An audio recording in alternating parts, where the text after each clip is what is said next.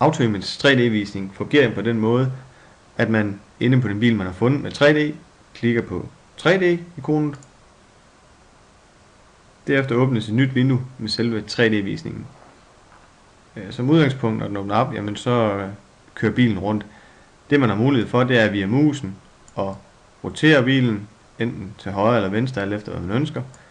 I bunden af skærmen har man forskellige menupunkter, man kan bruge til at dreje bilen rundt med. Man kan bruge til at zoome ind med og ud med. Når man zoomer ind, kommer der nogle ekstra menuer frem. Den ene er en panorerings, hvis man vælger hånden, så man kan panorere rundt på bilen, hvis man gerne vil se andre steder i det zoom-niveau, man har zoomet ind.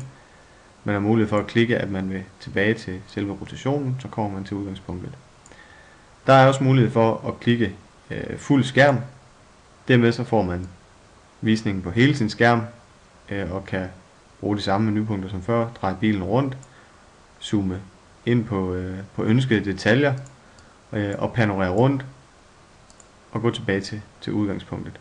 Man kan altid klikke på escape-knappen for at hoppe ud af fuld skærm.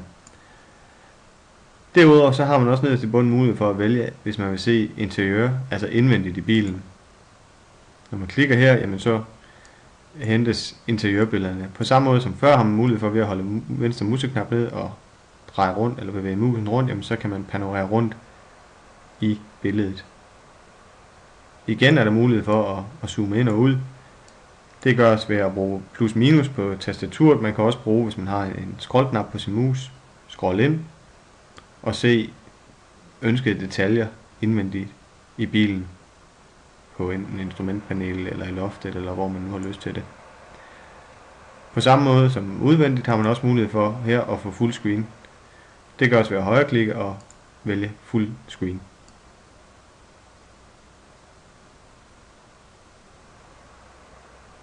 Og ligesom med udvendigt, jamen, så kan man igen zoome ind og ud, som man ønsker det, på de detaljer, man har brug for at se.